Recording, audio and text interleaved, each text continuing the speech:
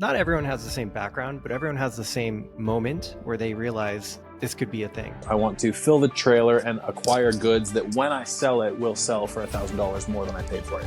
Couch flipping, as in any business model, there are changes that you have to go through to get to the next level in your business. And I feel like so many people that start couch flipping do it because it's low barrier to entry. Like you can get started with like your garage or a storage unit. I think a sweet thing to do for the newbies is to skip the free couches that need to be cleaned and just stay patient for like the $300 couch love seat sets that will sell for $850. Arbitrage is just buying something low and being able to sell it for high, taking advantage of differences in markets, right? And in this case, if you go to a rich neighborhood,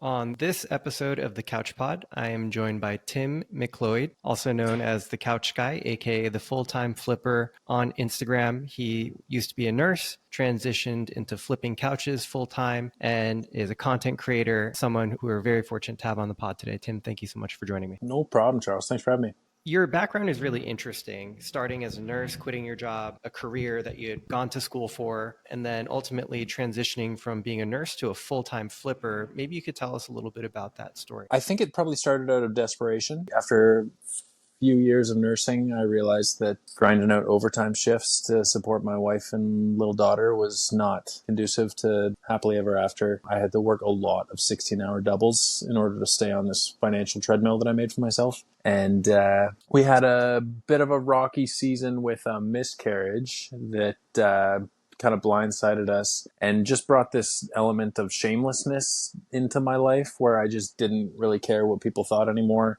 And I knew that nursing wasn't going to be enough. I was just ready to get weird. And flipping was something that I was really comfortable with just from being a broke newlywed for a few years and furnishing apartments and always having an iPhone that was 2 generations back. Like I was so savvy with Facebook Marketplace that it was just my best option. Like everything else was I could go back to school and upgrade my education and be an RN. I could relocate and work at a maximum security mental health hospital with the license that I already had and make some more money. Didn't want to work 12s, didn't want my wife worrying about me. And so just filling in the gap with just an evening hustle, just a cash hustle. And at first it was phones and iPads because that's what I understood and what I had the ability to do with my little 4-cylinder Mazda. And then I had the hypothesis of if I did bigger stuff, then the profits would be sweeter. They would come easier because of the service attached to the flip on both ends. And I pitched the idea to my brother Ross and told him that I was going to buy a Ford Ranger so I could flip appliances. And he's like, that's a cool idea, but I'd rather see you actually make money. Why don't you just borrow my trailer and just try it? Don't buy a vehicle, just put a hitch on your current vehicle and try it.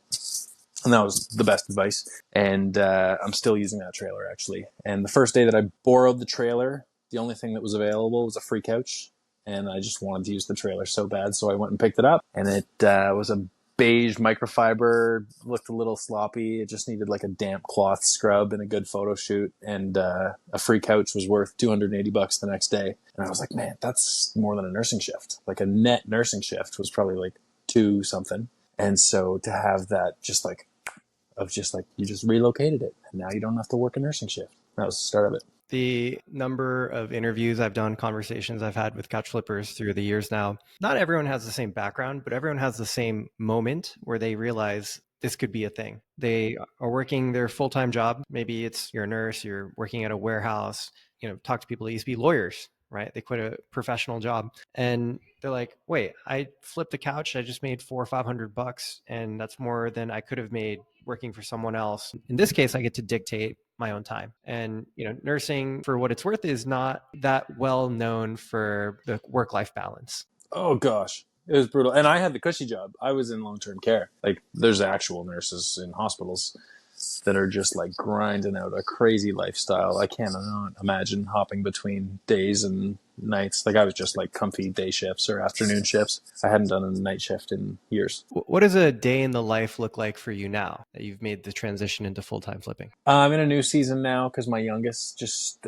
started kindergarten. Last year it was bringing him to work with me every day. This year is like a crazy time freedom where I get my kids to school for 8:30 or whatever, and then I'm just doing whatever I want until school pickup. I always book my pickups in the mornings. And so between school, like during school hours, I'll rip down to the city and fill a trailer, and then they kind of just sell when they sell. Sometimes something firms up and that's my whole day as a delivery, but a lot of the times deliveries are in the evenings. You've kind of have like a natural flow to your day where you're spending like your mornings doing the sourcing and then deliveries in the evening. Yeah, that sounds about right. And I'm always trying to fill up I call it booking slots. And it's like, okay, I know I've got good weather on Monday. Let's book 2 pickups. So let's fill the trailer. Sometimes it's 3, but most of the times it's either 1 monster sectional or 2 couch sets. So let's line up and fill that slot. And every time that I hook up the trailer, the goal is to buy $1,000.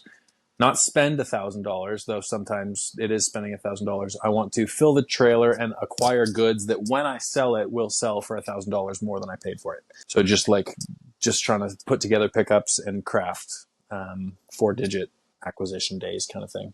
I call it instant equity because as soon as I acquire a $400 trailer that will sell for $1,400, I now have $1,000 of equity just for picking the thing up. It sells when it sells. It's just gotta be acquired first. Absolutely. So there's this interesting balance between making money on the buy or the instant equity that you're getting and also the services that you're providing. And initially, when you got into flipping big things like appliances or couches, your hypothesis was more, I can make money because of the added value added service. But now it seems that the hypothesis has switched a little bit more into focusing more on equity. So could you tell us more about striking the balance between providing a service and making money on the buy? When I started, it was definitely just relocation and cleaning. Like it was free couches that needed to be cleaned when I started. And I was just grinding out just like $250 profits, $300 profits.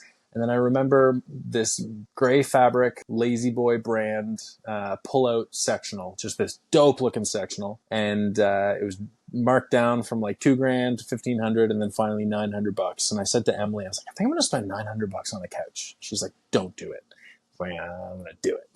And I did it, and it was the fastest profit. It sold for $16.50 the next day, 10 minutes after I listed it. Fastest profit, most profit, and the most I ever paid on a couch. And I was just like, oof, fuck free couches. Let's drive further. Let's pay more. Let's get the ones. And so it went from let's just make $150 as many times as possible to let's not do those and let's stay patient and let's throw back the small fish and just focus on the big ones. Makes total sense. So I think this is with couch flipping, as in any business model, there are changes that you have to go through to get to the next level in your business. And I feel like so many people that start couch flipping do it because it's low barrier to entry. Like you can get started with like your garage or a storage unit and literally you don't need to buy a truck. You can just start with a trailer, right? And so you're looking at $2,000-$3,000 worth of capital. And then they're like, oh, I'm going to pick up free couches and I'm going to make a couple $100 doing free couches. And they're scared to get into a territory where they're paying $500-$600 on a couch, even though there's that potential profit, which is greater. And then you have to put less work into the couch to get it ready for sale. People are afraid to touch these couches. And I'm sure you come across a lot of this with your students, these mental barriers. And what would you say to someone listening along that falls into this category? Besides paying for coaching and having someone like me in your pocket to be like, no, that one's trash, don't touch that. Yo, that one's sick, go get that right now. Yeah, that asking price, send it right now, send a deposit. Besides that, is probably just grinding out your comfort zone and then every once in a while having an outlier. Like if it was free couches that needed to be cleaned that would be worth $300 after. But I think a sweet thing to do for the newbies is to skip the free couches that need to be cleaned and just stay patient for like the $300 couch love seat sets that will sell for $850. And those ones are like, they're premium leather typically, and they probably cost like $5,000 to $8,000 new. And they're being sold by rich people who are impatient and they tried to sell it themselves. Then it went to the garage and took up their Mercedes parking spot. And then eventually they were just like, fuck it. Yeah, sure, that guy can come and get it. But those, I think that's the magic number in the beginning is the $300 sets that are worth like $650 to $850. Those are the ones worth grinding out. And then every once in a while you get lucky with a $500 sectional that'll go for $1,500 to $2,000. They still happen all the time, probably like 5 a month for me. But for the most part, it's just sets. Do you dream of being the undisputed top couch flipper in your market? Hard work alone won't get you there. The secret? Working smarter, not just harder. Enter Ivy Flip. You're listening to our podcast to get the cutting edge when it comes to tactics for running your flipping business. So why not also have the cutting edge when it comes to technology for your couch flipping empire? Ivy Flip has the best sourcing app for couch flippers in the world. With Ivy Flip, you won't have anxiety about missing a couch deal. We will work 24 hours a day to notify you as soon as the deals you're after are posted, meaning you'll get there before your competition and with a fraction of the effort. And right now, we are offering a 1-week free trial to new users. Try it out before it's too late. Just search Ivy Flip in the iOS App Store or the Google Play Store now, or click the link in bio. Two things I found interesting is your emphasis more on couch love seat sets. I think a lot of the people I talk to and a lot of the people in the US like that use our application focus more on sectionals. And I do want to unpack this logic of couch sets because I do think there's money in couch sets. The second thing you said that was really interesting to me is how you've specified down to not just what you're going to buy, but who's selling it. And so you're talking about that rich couple who lacks patience. And like, I'm guessing you've come across this a lot. So what indicates to you that someone's going to be a good seller that you should buy from? Maybe you could expand on that a little bit more.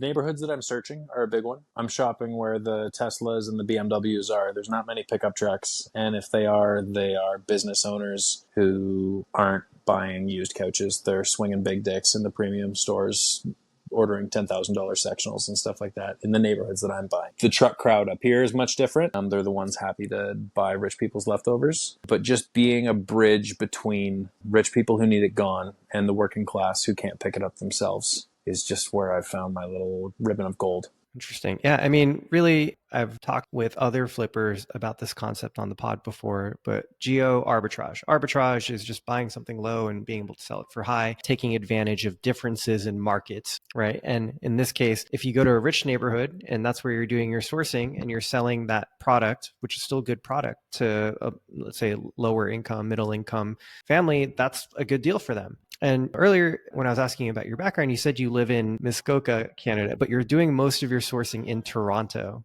As part of the explanation then, right? Like you're finding your couches in Toronto City or the suburbs, and then you're bringing it back to where you live. Now, tell me more about like the preference for couch sets as opposed to sectionals. Do you think that's a facet of like where you live, or is it something generally that like flippers should be looking out for? Because I know if you were to ask 80% of our audience, what do they look for when they're buying? They're going to say sectionals. And I think the couch sets get slept on. Yeah, maybe. I think that sets are more forgiving for a lot of layouts. And most rooms, a couch love seat would do the space justice. And sectionals usually just like a bucket list or like a wish list of just like, no, sectional is optimal for comfort.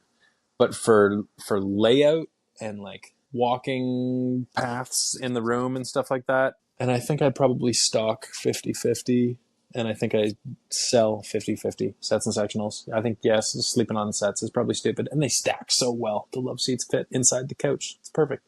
Have you ever dabbled in like chairs, like getting 2 chairs for like a bedroom or something like that? I have gotten lucky with some nice club chair sets. I had a dope flip recently. Some Restoration Hardware somehow scooped them up for $150 and they sold for $18.50 picked up. And yeah, that was just chair. And I get asked a lot, hey, do you have any Lazy Boy recliners? Do you ever get any recliners? Just like a single chair? And my response is always, if you can pick it up in a Honda CR-V, typically there's no opportunity for me. I'm looking for the stuff that requires big trailers, big muscles. And if it can be picked up in small SUV, usually the seller doesn't need me. They don't need reliable pickup because there's lots of people who can just come and do it. It's big, bulky items, right? And that is one of the reasons why there is this cool niche market around couches is that they're inconvenient to move. I think there is money in chairs and designer and very high-end chairs particularly. I've seen these retailing for $1,500 for a single chair, $2,000 for a single chair, right? If you know what you're buying, but it is easier for people to go get, right? And I'm from New York where people don't have cars and transportation is difficult, but like people are also looking for deals. And I've literally seen people hauling chairs and sofas on the New York City subway. And so, you know, the size of the item can be, you know, a barrier to entry as well. I must have received a video from like 50 different people of a guy on a bicycle with a couch. Just like, yo, bro, is this you? Like, yeah, the New York struggles, I cannot imagine. Do you have flippers in NYC? Absolutely. Actually, we did a little stint of flipping out in New York City for about 6 months. We did it in a unique way where we partnered with existing New York City flippers that were our customers, and we would be the front end of the flipping operation. So we would be looking on Facebook Marketplace for couches to buy, and then we would also be the ones communicating to customers, like and listing the products. And then our flippers would be the ones going to pick it up. They'd bring it back to the warehouse, they'd clean it, they'd store it, they'd take photos and kind of do all the heavy lifting. The New York market is great in some ways and very bad in others. Like there's just such a plethora of inventory that I don't, maybe you see something similar in Toronto. Like people are just giving away couches for free because it's inconvenient. On the flip side, like the customers that are buying on Facebook Marketplace tend to be a little bit cheaper. That is a struggle. And then just operating in New York City is a huge.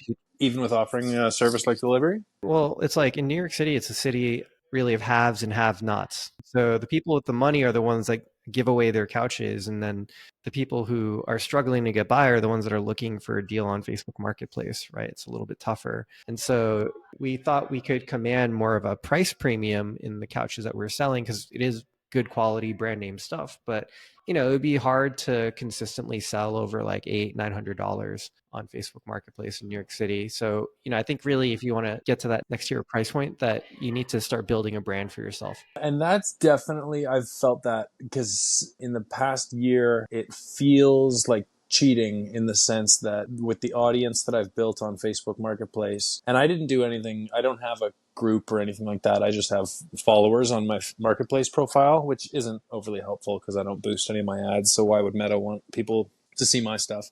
But even just with that, I have a reputation as the couch guy, and it's cool to be able to just throw out a price and people just be like, yep, okay, that's probably fair if Tim's pricing it that way. And so the reputation that I have, in fairness, I don't sell shitty couches. Some people will just sell whatever, but I'm really, really choosy. I only want to sell stuff that is going to last. I actually don't really want repeat customers unless it's for a different room. I don't want to hear that a couch that I sold has gone to shit. That's a great philosophy to live by. And clearly your reputation precedes you in some respects. I think this is like one of the greatest challenges for a flipper that is looking to grow their business, take things to the next level. So maybe you could speak more on that. How do you start building a reputation? How do you start selling couches for $1,500 instead of $800? Because I know a lot of people want to get into that territory. I probably earned my way into that price range. And then also with just having the Geo-Arbitrage, I assume that means geographical. I'm in a whole new market. I'm bringing up stuff that was not available. So I'm not recycling the same stuff within the same market. I am totally relocating it. I actually got a message from someone today on a couch. I've got it listed. It's a couch set, couch love seat ottoman. I've got it listed at $1,250, which is optimistic. That's a very high end for couch love seat, even though they are dope. But he offered $800, and then he's like, I was going to buy this from my neighbor Corey for $600 yesterday, but you bought it. And I just apologized. I was like, sorry, dude. And he's like, no worries. Like, he's some cliche early bird gets the worm, but he didn't fault me for it at all because he knows that I drove from Muskoka to Markham to pick up. Like that's a day of work to go get that. And it was, and I got frostbite on my fingers doing it. It was a very, very cold day yesterday. But it just, it's a different attitude when it's like, no, this dude is putting kilometers on a Toyota with a utility trailer. And people just, they get it and they respect it and they appreciate it. The fact that I'm going to the rich neighborhoods for them so they don't even have to. Like, it's so much hassle that I handle for it to just magically appear in their driveway with me there to get it in their house and then just take an e-transfer. Like, it's the slickest. Like, it's such a win for everybody. That's actually really cool, especially that you have been able to, like, you have that understanding with your audience and your customers. Like, hey, yes, I'm reselling couches and you're upfront about that, but I'm putting in the sweat equity. I'm providing a service. I'm making sure like all of these couches arrive to you at a certain standard, so you don't have to worry about getting something that's busted up or smells like pee and has bed bugs in it. Like you're doing all the precautionary work for them, and that they respect that. I think this is one of the flippers' greatest fears. It's like, oh, I don't want to tell people I'm a flipper. I want to pretend like it's my couch and I'm selling it because what if people perceive or judge me differently? It's so funny how accurate that was. And I wasted months tiptoeing around what it was I was doing. And I relied on dishonesty for the first 5. until I realized truth works just fine. Like, I think a really important tool in a flipper's arsenal is the elevator pitch on what it is they're doing, because you're going to be asked. And in the beginning, mine was, I buy and sell couches in my evening to supplement my nursing income so my wife can stay home with our daughter without mat leave. That was the pitch. And it was totally disarming. Anybody who's like, sorry, you're buying this so that you can sell it? Or it's like, sorry, you bought this and you just bought this to resell it? And that elevator pitch was just a total disarming statement of just like, that's actually really, really clever. Good for you.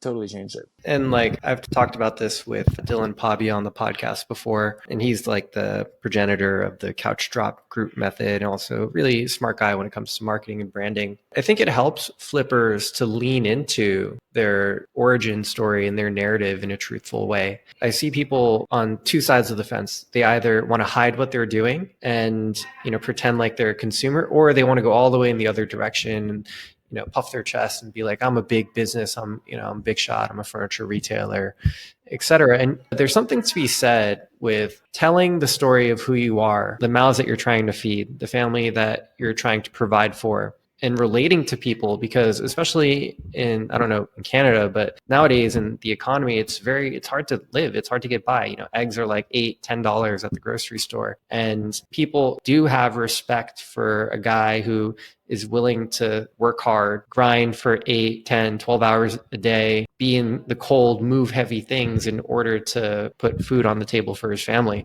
And I think if more people could tell that story about what they're doing, they'd find a receptive audience in their customers. And it's something that seems like you found. And the elevator pitch has changed because it's not to supplement my income anymore. It is my income. The new pitch is just that nursing was the worst and I needed an escape. In the beginning, it was to supplement my income, but then I got really good at it. And then COVID ruined nursing and I just said, fuck it, I'm going to be the couch guy. And I got 4 more lockers and just hit the gas. I've used those words 1,000 times, but people get it. No, actually, I really like what you just said. This idea of having an elevator pitch, it's underrated. Like being able to succinctly tell people what it is that you're doing and why you're doing it. Yeah, everyone should practice that. Like regardless of the kind of business that you're in.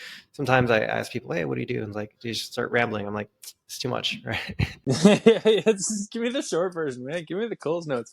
Yeah. And having it rehearsed and on the tip of your tongue is so crucial too, because when it comes out slow, shitty, and awkward, then it almost sounds like it's got ill intent or like there's dishonesty to it. But to just be straight up and have a 2-sentence version for what you're doing, very, very valuable. Very cool. And one other thing about what you've been doing is that since you've started couch flipping, you've sold $750,000 worth of product. That's no joke. How has your business evolved since the early days? Like, has the operation become more complex? Do you like have more equipment, more infrastructure, more employees, better processes? Like, describe like how the business has changed. No employees, and I'm probably dumb for that, but there's just something probably somewhere in my pride is probably a good way to put it, but I just want to do $1 million by myself. I just want to be able to flex that of doing $1 million solo, and just the peace of mind of not having other mouths to feed. I don't know. I feel like I would need to do so much more to make the same 15 grand profit of me just like lean and mean killing it on my own. But I listened to another episode of yours and Buddy was right on the mark of just like full tilt, pedal to the metal. 20 is kind of the mark for someone solo for revenue. You can get lucky beyond that, but 20 is the goal every month. 20 revenue with like a net settle somewhere around probably 14, 15 is the goal. And I think I only hit that like 4 months this year. Last year was better than this year. And I think that probably reflects effort. In the beginning, I've said 9 times free couches needed to be cleaned. And then it was, let's drive further for as is, just ready to go. Something different that I think might be different about me than other guests. I don't clean couches ever. Everything's as is. Just move fast. And shameless with my inspections. Like I'm like sniffing couches when I go to check them out. But everything's just as is, hot potato. And it used to be that I just had a single garage, and so everything had a 48-hour price on it, and I want it to be gone tomorrow or the next day. But I don't necessarily want that anymore. I only want to sell them as fast as I can replace them. So I'm pricing them a little bit higher and getting it, just it'll take a week instead of a couple days, but that's totally cool with me because I just bought 3 other ones in that time. I have probably too much storage right now. I have 6 lockers, which is really nice in the sense that they're not tuna cans like they used to be. Like it used to just be couches in couches on couches, and it was ridiculous. And every time someone come, I would have to like reverse Tetris for like 5 minutes before anybody could see a couch. But now I have 6 showrooms, which is dope. And each locker has 2 or 3 sets or sectionals in it, which is nice. I pay a premium for that luxury. More space, more patience, and I feel like the gig now is saying no to stuff. Some of my best weeks are 1 day of work, but it was just a fucking money double pickup. Like it was, I acquired $2,500 in profit in one afternoon, and then everything else that week was just family, golf, content, coaching. Couple things you just said that I latched onto is the first is that you're not cleaning. And this is controversial in some spheres, right? Like some people would say like you should take the time and the energy, you should be cleaning, but like I don't have a strong opinion either way. Because I know that when we were flipping couches out in New York City, we tried our best to avoid cleaning couches because it was just a hassle, particularly extracting a couch. Like if we could avoid extracting a couch, that would heavily influence our decision on whether or not we would buy something. How much cleaning has to go into this couch? If we had to do like a lint roll and a vacuum, okay, that's one thing that might, it's like 15, 20 minutes worth of work. Once you get into extracting, you got to really get into the couch, you got to let it dry. We're talking about at least a 24-hour, 48 turnaround process. Can't do photos while it's damp. Exactly. So you have to wait. So that substantially implicates the selling process. It's probably something that, again, is underrated. So how did you decide that you're going to not inspect heavily up front and just avoid cleaning couches? I hate cleaning, and it went from a fun hustle to work when a couch needed to be cleaned. And then the opportunity cost of cleaning instead of going to pick up another couch was very high. And then when I got lockers, because when I started, it was just my single garage where I could plug something in. But then at the locker, there's nothing. I can't vacuum. I can't extract. So it was shitty. So to bring a couch home and do it in the driveway and then bring it back damp and then go back another day, do photos, it was just a whole bunch of suck and I didn't want to do it. So I stopped doing it. And the things that, like the big ones would be bugs and urine for just like, fuck, when you've realized that you've got it. And I have never had bugs. I had a customer say that a couch that I sold her had bugs in it, but she was just trying to squeeze me for money. And I said, send me a picture of it in a bin or on fire and I will send you a full refund. And I never got a photo. So that was not real. I've never had bugs. Urine, different story. And I've done the drive of shame to pay full price for a couch. Like I ate the full delivery twice and I paid him the $1,100 back for a cat piss couch. And that was a trauma response to any time that I walk into a house and I see a cat or I smell a cat or anything, I'm sniffing that thing. Like nothing is getting past me. I will never, ever, ever have urine get into my trailer without, once was lots. So bugs and urine, that's on you. That's inspection when you get there. But little stains that would wipe out, dust, goldfish crumbs under the crackers, Lego bits and shit like that. Like the most cleaning you'll see me do is when I don't know if you've seen me load a couch into my trailer. It's a utility trailer, so I can load from the side. When I'll teeter it up on the side, without the cushions, I'll drum it and then all the crumbs will come out. That's as much vacuuming as I'll ever do. Or if it's got hair on it, I'll just brush it right off. It doesn't matter because I have a video inspection that is so thorough. And those video inspections are like my insurance policy that when I go and deliver a couch, if they have a problem with condition, whoop, the phone's coming out and we are watching that video together. If that isn't in the video, I'll eat it. We'll renegotiate right now. I'll even do the drive of shame and eat the delivery and make nothing. If what is wrong with the couch isn't in the video and you were unaware of it, I will eat it. But my videos are so fucking good that it doesn't matter. As is, totally fine. It's just really, really good. I pack so much detail into those 59-second videos on Facebook Marketplace. I think this is really insightful. For those who are listening to this bit of the conversation, it's almost like giving them permission or the go ahead, right? It's like, here's someone else that's successful with this model. His customers are satisfied with the service and the product that they're getting. You don't have to feel obligated to clean every single couch. Sometimes you have to make that decision making. And if it's your general policy as a business that you are cleaning every couch, and that's part of the assurance that you're providing, that's one thing. But you can also run a successful couch flipping business just selling couches as is. And the part that you highlighted with having really thorough inspections and being really upfront with people about what they're getting, I think is the key part of this equation. And it's always priced accordingly too, right? So the condition, like recently in the third quarter or fourth quarter, sometime since school started, I had the same couch twice. This big, beautiful brown leather sectional. The one time it was mint, I paid $550 for it, and it sold for $24.50 with a $200 delivery, $26.50 before tax on a $550 couch. And then later, a month and a half later, I bought it again. I think I paid $550 again, or maybe $5, and it sold for less, $22.50, because it had cat scratching on the corner. And I can confidently say, like, when someone comes to see it or sees the video of just like, I don't love the cat scratching, would you take this much? It's like, sorry, this couch last month in 9 out of 10 conditions sold for $26.50. It's really, really priced it ready to go at $18.50 or whatever it was at the time. Just scaling back the price based on condition. Absolutely. And having the reps can help with making that assessment, right? Like you have that repertoire, you should kind of know what the market rate for things is. And this is a great point about arbitrage in couch flipping in general, right? Is like your average consumer is very bad at understanding what the value of a couch is. And that's part of what creates the opportunity in flipping couches compared to flipping almost anything else, right?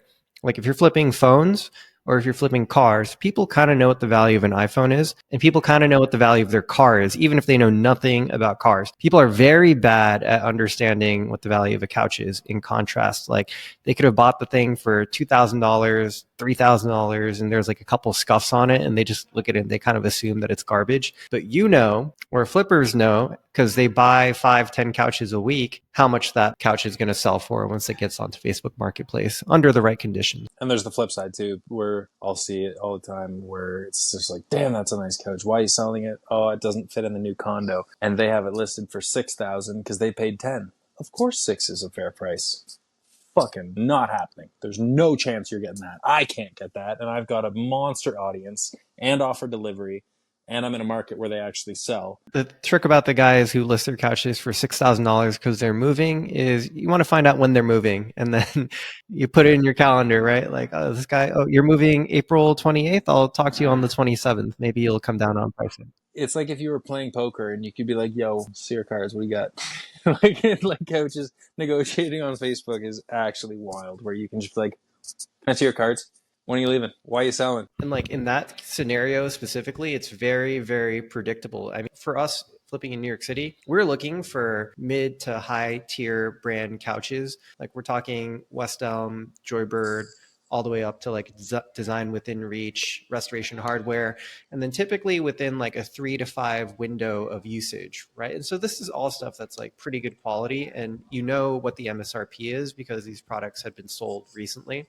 And so whatever we're trying to offer 10 to 20% of MSRP because we know we can flip it for like 40, 50% of MSRP. And so we would run into these people that are consistently pricing their couches at like 70, 80% of MSRP. And it was always a question for us, like, when do you need it out by? Right? That was like the first or second question we'd ask if we saw couches that were outside of our buying range, but we like in terms of price, but within our buy box in terms of like the quality and the brand that we're looking for. When do you need it out by? Oh, okay. We'll see you in 2 months. Or, we'd even drop them a message like, well, look, I can't afford to pay you what you want today, but here's what we do. And we do this professionally. And if you need a professional to come assist you and get this out of your house and make it a really painless process for you, here's our number, give us a call. And sometimes, a lot of times people would hit us back. Not every time, but like I'd say like 20, 25% of the time. They're your customer too, right? They're part of the ecosystem, right? It's what makes it all work. And my line for those guys that I've used a million times is if you approach a deadline and reliable pickup trumps cost recovery, please keep me in mind. And it's just like such a beautiful little phrase of just like, okay, your offer sucks, but you'll actually come. Okay, I'll remember your name. That's cool. Just like that. That's like verbatim the line you use. Yeah, reliable pickup trumps cost recovery. Please reconnect. So another thing that you had mentioned earlier that really interesting to me, you have 6 storage units. Before you used to try to squeeze as many couches into that space as possible. And now you have a layout where it's only like, you said, I think 3 couch sets per storage unit. So very spread out, lots of room to maneuver. And I know the benefits of like having space to move around in, but I would assume a good chunk of it is having 6 showing rooms, as you said. How frequently are your customers coming into your storage unit to look at and inspect the items before they buy? And how much of a difference do you think that makes on your sales? The goal is to have a video inspection so good that they don't need to, but I still encourage it because I don't want comfort to be a reason for them to message me later that night of just like, hey, I don't like it. It's just like, you should have fucking come and seen it. So I'll always encourage test drives. I've even got a keyboard shortcut set up for if you'd like to come by for a see, sit, and sniff. Or just like, come see the thing. And I'll always encourage that. But yeah, the video inspections are intended to be good enough that they can just be like, yeah, bring it by. And it's been really helpful sometimes where people are far away and they say, oh, I really do want to sit on it first. Offering follow-up video of me sitting on it is surprisingly helpful. Like to have a video of, which is like, all right, I'm 6 foot, 220 pounds. Here's me sitting on it. Like you can tell a lot about like the support, the comfort, how soft is it? How easy is it to climb out? I would say 50-50 for people who come insist on seeing it or sitting on it before receiving delivery. It's very cool. Couch flipping is, at the end of the day, pretty simple business model. It's likened it to running a lemonade stand, but I love having the different perspectives on the pod. Everyone has a little bit of a different secret sauce, and I enjoy hearing like your thought process and how you're thinking about your business, because there definitely are some unique nuggets there that I haven't gotten from other people. So just to pivot the conversation a little bit. So in addition to couch flipping, you are creating content on Instagram. You've built quite a following. What motivated you to start documenting your journey, and what have some of the benefits been for your business? That was a pivot in itself. That Instagram page actually started as a frugality and like budgeting page. It was called Fort Knox Finances. And it was about defensive spending and basically just being a cheap prick 101. And Facebook Marketplace was a huge component of that, and index investing and budgeting and house hacking and stuff like that. But it was such a saturated space on Instagram, and I didn't really feel that I was contributing anything original to it. And then I had one reel take off violently about a flip. So I was flipping couches and making frugality content for like 2 years. Too much of a pussy to talk about flipping couches because I thought everybody would want to start doing it. Of course they would want to start flipping couches and I'd be out of business. And that was just a very limiting belief that has me 3 years behind. And the video that took off was about me buying 5 bicycles from Costco in the springtime, right between seasons, I guess. They had them marked down to $2.99 for these nice looking fat bikes. They were nothing special, but I had bought one and returned it after a half season of use. But I paid $600 for the thing the season before. And so when I saw them at $2.99, I was like, well, hello. And then later in the week, all 5 of them were still there. And then my wife wanted noodles for dinner and I wanted to expense the trip. And I was like, I'm going to go buy all those bicycles. And she's like, that is a stupid idea. And I said, I'm going to do it. And I did it. And the only success I got from it was the Instagram video. Like the bikes didn't sell. The COVID demand had totally been resolved. Like everybody who wanted a bicycle in COVID had one. And so these bikes that I just bought were not needed or wanted. I returned all of them. But the video was really good. And it was just a dope little 16-second reel and had a good hook on it. And the song was dope. It was Simon Says by Pharoah Monch. You know, dun, dun, dun, dun, dun, dun. It was just a really good reel. And it did like 5 million views. And the comment section was fucking warfare. They hated me. Like, it was nuts. But it grew my audience by like 3,000 people. And it was the first thing I ever posted flipping. And I was just like... And I had like 2 months of just like hating. Like it was crazy how long I stuck out posting videos that nobody cared about. And then when that one took off, I was just like, oh, Tim, you want to do content and you have been a pussy for 2 years not posting about flipping. And I was just like, and then just the full-time flipper, just that handle was just bounced around in my head. And I just redid my photo, redid the handle, redid the bio, and just ran with it. And then just 10K. My audience took off. And then my couch flipping vlog style videos of, hey, I'm Tim, I flip couches for a living, here's what I did today. Like those videos have really grown my audience. And then I've gotten lucky with just some like off the cuff, like fatherhood stuff, just like me and my little dude that my little dude Hudson is just a little content machine. He's going viral right now. He's got a video ripping to 1 mil of just like me picking him up and spinning him or some shit. But yeah, it was nice to finally get some traction in the content space, and it just revolved around me not being a pussy anymore.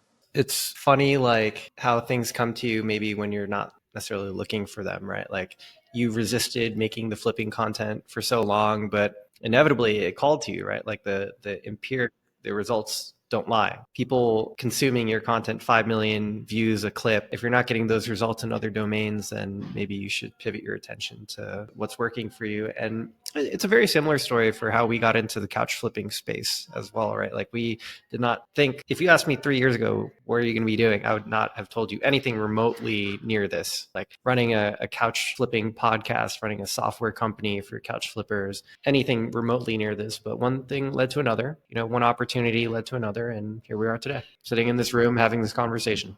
Couches, man. There's money in the couch stand. Yes, dude. Is that at Arrested Development? Dude, I am sitting on that banana stand line all the fucking time, but I'm just like, nah, they're not going to get it. Don't say it. Don't say it. There's money in the banana stand. Fuck. Too funny. In addition to the content, you started a mastermind, you're doing coaching. And actually, I did a lot of coaching. I was a debate coach for about 6 years, and I didn't make a whole lot of money doing it, but I will say it was some of the most rewarding work that I've ever done, and kind of paid through most of my college education in a way too. So that was good. But just like working with someone one-on-one or, one-to-many, and figuring out what their strengths and weaknesses are, forming a support system for them and helping them like break through mental barriers is like probably some of the most fulfilling work that you can do. So I would love to hear a little bit more about, your coaching program, the services that you have to offer, and maybe some of the success stories that you have with your students. So I launched a course last December, and it was a project over the summertime, and it was essentially just a ride along. I got 2 phones. I'm actually on this one right now. This iPhone 13 Pro Max is my content phone, and then my old beater 11 Pro is my couch phone. That camera roll is just couch inventory, and that's the one that has a SIM card in it. This is basically just an iPad mini that I use as a camera and for editing. And I brought this with me and just did like a ride along and just made lessons and modules. There's 45 video lessons across 6 modules. And that's what I launched last year. And I did it low ticket. It was $97. And I think I had 30 enrollments. But just because of the low cost, it was not attracting the right people. And nobody had enough skin in the game to actually give a shit. So I had like 1 banger testimonial, and the rest were just like, oh, he stopped watching the videos. And so that was really frustrating. And I realized the missing link was coaching and community, because this is not something that's just like, okay, here's the information, good luck, go. Like people really they need me in their pocket as their like Facebook marketplace fairy godparent of just like, Tim, what do you think of this one? What do you think of this one? Just sending me screenshots of conversations, and I'm just like sending my students just like literally just here, copy and paste this. And so I am buying couches on behalf of my students just to create like banger testimonials. And the community's been dope too, just to see people just like flexing their wins, because I'm so sick of flexing my numbers. It feels so pretentious and egotistical of just like waving my months in front of my like blue collar buddies' faces. Like it feels terrible, but I'm trying to get some traction going with this content thing. I just want to see my students win so bad. Like it's so cool. I get so much satisfaction keeping people out of Leon's and out of the Brick, like just shitty box retailers of just like, no man, let me bring you a used Lexus instead of going to buy a shitty new Kia, like keeping people off payments with dope furniture that's going to last them so long is very satisfying, but it's got nothing on the notion of keeping people out of jobs that they hate. And the quality of people that I've been attracting is just like, it's just my people with my story of just like, man, I gotta replace this. Like I can't keep doing this. My wife's mental health is like falling apart. with how much I have to work to support this family. And it's just like, dude, that was my story. Just work with me. Just send me 20 couches. I'll show you which ones are dope. I'll write the scripts for you. Let's just get some sick inventory, like nothing but winners for the first bit. And that's what it's been. Even with some of my students that are in like shitty markets, like I'm so lucky with mine where like I can drive 90 minutes down the highway to just like Yuppieville, right? Where they're just giving away their shit and then bring it back and just sell to the working class and keep them off payments. Like it's such a win for everybody. And I get so excited and it's such an easy sell. Like when I'm like vetting people in DMs of just like, hey, where do you live? What do you drive? That kind of stuff. Like the people who live in markets kind of like mine, where there's a nice balance between the wealthy and the working class, it's just like, I'll show you how to print money. Even the people who are just like I got some people out east in like Moncton, New Brunswick, even them killing it of just like, it's just about what couches you say no to. Like people who fail at flipping are the ones who pick up free couches that nobody wants. And then they end up doing dump runs for free for other people. To just be able to say no, no, no, and just trust Tim and just go by that one is just cheating. I want my course and my community to be like plugging in a Game Shark in the back of an N64 remote where it's just like, nah, now you got the cheat codes, just like pay to win, you know? Absolutely. It's like you want to work hard. Well, you want honest work to make money. You're not looking to get rich quick on Bitcoin or something. Like here's a blueprint. The strategy is figured out. Go apply the labor, because it is labor, right? This is not for people who are afraid of hard work, right? But if you want honest work, you don't need to go to college and get that degree. And there are easier ways maybe right in front of you. You could buy a course that'll show you the way. Just find customers, man. Skills and tools. If you can just relieve people's burdens with what you're good at, and man, if you can lift the couch, there's money to be made. Can you tell me a little more about like how your community is structured and how you're coaching? If I were to come on as a student, like what could I expect in terms of like touch points and the schedule and the programming, things like that? So you'd have access to the community and course right away. You could introduce yourself and you could scroll and see some wins from the other students. You could dive into the lessons. I have an onboarding call booked as soon as they are in. And my goal is to have them set up and crush the first like 2 modules so that they can just see over my shoulder what I'm looking for. And I'll always send them my Facebook listings of just like, here's my roster right now. This is what we're looking for. Like, this is what quality leather looks like. These are the sets and sectionals that people actually want to put in their house. And then I'll have them hit the streets, hit the ads. Facebook and Kijiji is the dominant ones in my market. And they'll send me like 10 to 20 listings. And then I'll just weed out the duds. What I'm doing right now, which is like, I'm only like a month in, so I'm making it up as I go. But what's been really easy is since I have 2 phones, screen record on the one and then record on the other one. And then in CapCut, I'll just throw the audio onto the screenshot. So it's just me narrating as I'm going and just like zooming in on couches of just like, okay, so with these plastic feet are trouble. This is what we're going to be inspecting for these. This one looks broken. Do you see that dip there? Do you see how this, I'll zoom in on the trim. Do you see this and this? That's faux, that's full grain. Do you see the contrast there? Do you see the blistering on this? Like I can really just like dissect the listings with them watching, but I just want to sniff out the goods and then I'll feed them scripts for the good couches. So we're looking for the best ones and then we're getting them to their best price. Amazing. That's a lot of information you can only gain by experience, and it can either try to make those mistakes on their own, or they can maybe accelerate their growth by paying you to get that information instead. Yeah. I had a student phrase it really well of just like, if I could do this, it just feels like butting to the front of the line. It's like, fuck yeah, that's what it was. Like to not have shitty buys in the first bit is huge. And it was so exciting for me to see Jonathan in Florida, his first buy. He spent $900 on an Ethan Allen that he's on vacation right now. He hasn't even listed it yet, but easy $2,500. And his first buy, just to like, all right, buddy, I paid for the course kind of thing. Like that's my goal is I want to pay for the course. I want them profitable, just like me. Like I don't put pants on for less than $1,000. And that's what I want them to have is just like 4-digit. I just want comma flips right out of the gate. Amazing. Now we're almost at our hour here. I want to start concluding the conversation. You've been flipping for quite a bit now. Where do you see couch flipping heading in the future, and how have you seen it change in the years that you've been active? I've seen a lot of people come and go, and the ones that come and go are usually the ones with shitty couches in their parents' garage. Like the people that never scale up and get a locker are the ones who crash and burn. Like the ROI on having a locker that can hold 4 times as much as a single garage is such a no-brainer. What do I see changing?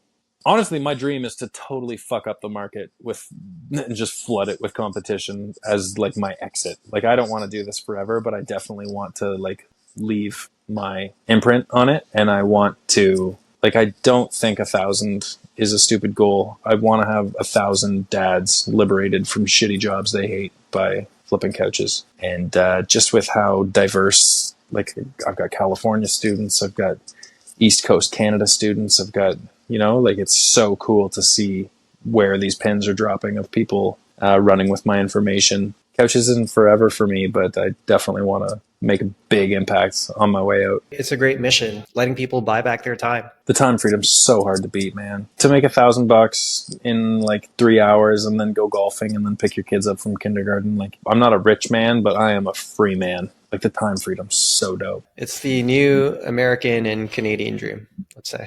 Any final words of wisdom for our listeners who might be on the fence about pursuing their passion or the side hustle? How can your story inspire them to take that leap of faith? I think that committing to being lean and mean in the first bit, like, it's pretty dope the months that I have for a guy that doesn't own a truck. I think that my setup of SUV with an aluminum trailer is pretty tits. And it can be done super low cost, but there's times to scale up. And I think that just staying tuned in to where there's friction or bottlenecks, like at first the bottleneck was cleaning. Like, it was slowing down everything. So let's spend more. Let's drive further for stuff that doesn't need to be cleaned. And then the friction was, I can only hold 4 things. Let's get another locker. Instant ROI. Like, it was absolutely a good decision to get more. And just staying focused on find the friction, alleviate the friction. And that never really ends. I think that was great. Well, Tim, thank you so much for hopping on this episode of the Couch Pod. I think you have a lot of charisma. You have a great story to tell. I think you've inspired a lot of people to start this journey. And I look forward to seeing what you do next in, the next iteration of your couch flipping journey here. Thanks, man. Appreciate it.